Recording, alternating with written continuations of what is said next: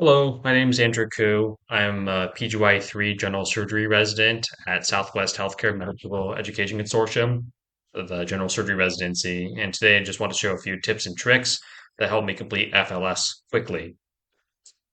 Before we go into those, I feel obligated to do a little bit of credentialing. So I have taken FLS. I had a score of 665 on the manual skills, and the passing cutoff score is around 356 with average score of 500, standard deviation of 100, if you believe the documents that they have here. So that means a couple things. First, that I passed, so I don't really have incentive to trick you to improve the curve for a retake. And the other part being that if you believe the mean of 500 and the standard deviation of 100 that's claimed, I would theoretically be in the top 5% of the test takers.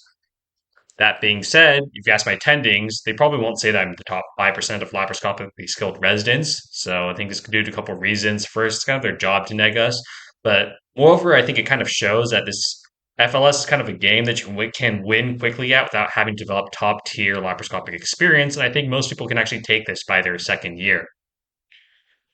So when I talk about FLS today, hopefully, I can give a little bit about the reasoning behind the way the tips that I give and not just have people follow them like automaton. So I think that'll be a little helpful for you guys. All right, let me position camera here.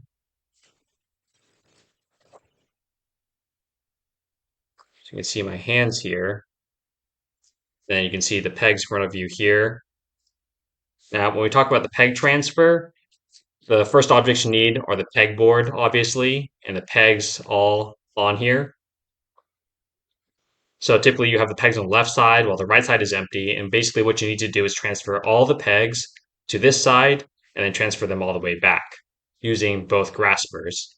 I'm sure you've seen all the videos with the peg transfer where they have the Maryland pointing downwards. And there's actually some videos that request that you grab these pegs by the sides rather than from the top down. I don't recommend that because if you grab it from the sides, there's a chance that it can slip off like that. And so usually it's safer to grab it from the top down. So the activity begins when you bring in your graspers. And so you grab the left hand over here, bring it up, bring it over to the right, grab it with the right grasper and drop it down. And while you drop this down, you grab this side as well. So that way you can continuously keep moving pieces across without wasting any time. Now, you can also notice that I'm kind of bringing it over right above the peg and then dropping it on. It's the alley-oop technique, where you just bring it over and you have it nice and ready to drop on there. And once you've done that, you want to do it the reverse way, where you grab it over here, bring it back over. And you'll notice that the way that I'm bringing these across is sort of equidistant, left to left and right to right, peg-wise. And that's so you build up the muscle memory to do this automatically without spending too much time trying to search for the next peg to bring your rubber items onto.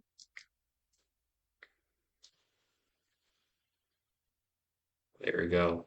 And so again, kind of go clockwise in that direction and clockwise over here in order to have a consistent pattern for how to bring these pegs over. See that I'm doing it in a clockwise manner. I've seen some of my co-residents do this in like 30 seconds, which is really, really fast. Expert time is usually 48 seconds, which I've only gotten under a couple times. Sometimes it takes a little bit of luck, but you don't need to do it that quickly for the actual exam itself. But again, you can see I'm bringing it over in a clockwise manner, try to build up that muscle memory, and then bringing this back in the same manner and bringing it all the way to the peg so I can drop it down without thinking too much while using my other hand to grab the other rubber items.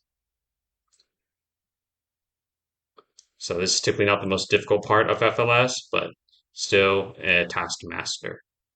right? And that's it for the peg transfer.